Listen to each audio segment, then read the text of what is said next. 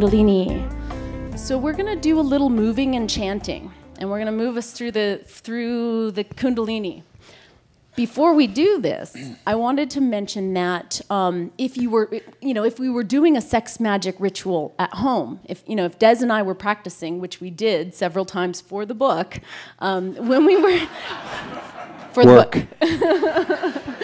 So when we were practicing, if we were going into this and we had heard each other's fears and we had heard each other's intentions, a lot of what we would do then is prepare ourselves for the merging. So that might be, undressing or doing some things to really prepare to take it to the next level. But it's like the foreplay happens and elongates before you go into the merging. Activating the Kundalini is a series of exercises, and it can look like any number of things. Let's talk about some of the variations it might take, because we'll just give you a sampler.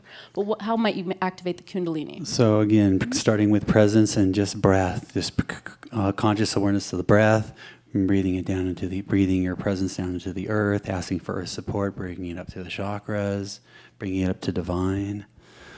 And then dancing, moving, chanting, screaming, some of your shamanic methods as well. Right, expressing and releasing. It's like, because oftentimes it can move right into the place where as you wrote down your intent and then you felt all the fears or all the reasons why or all the things that came up, then right away what can happen is you can start getting hot and actually expressing those fears, doubts, the sadness, the grief, the anger and rage, or whatever might be coming up, that's creating that static from just being in that place of pure activation and readiness to receive. So you're wanting to get hot, and even if nothing is coming up and you're going, yeah, I'm totally aligned, it's like, okay, let's get hot anyway. Yeah. Let me touch all those emotions.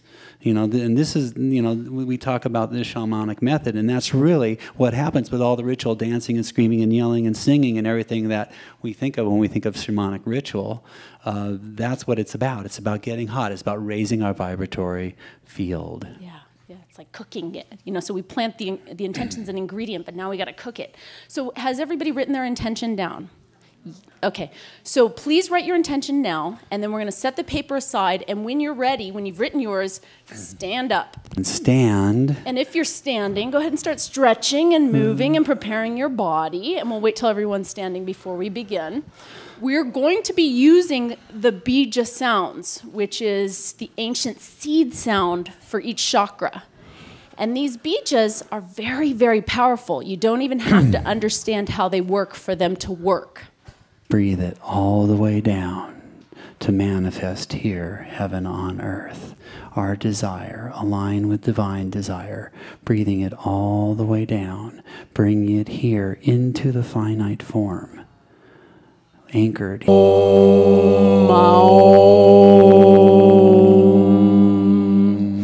Bringing it down.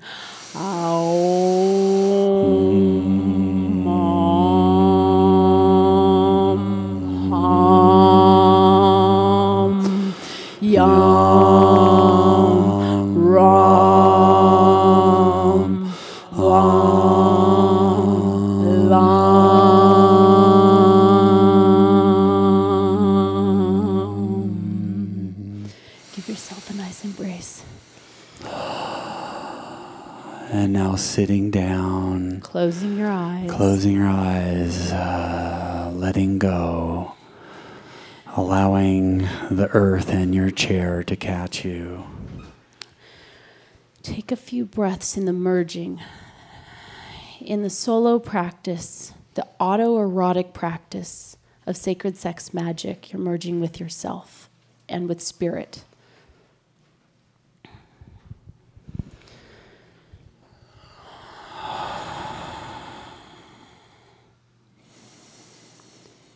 Really feeling the co-creation. You are a divine creator.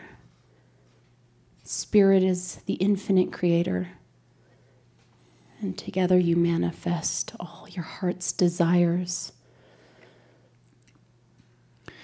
And as we breathe all the way down, we ask the earth for support. We have our intent. We ask for divine support. And now we breathe it all the way down. to manifest here, heaven on earth. Our desire, align with divine desire, breathing it all the way down, bringing it here into the finite form, anchored here on earth through our intent as a divine conduit. In the shaman method of sex magic, we have a very powerful practice, and it's that post-coital glow, that place where we're so expanded. And Des and I are going to show you what it might look like if we just made love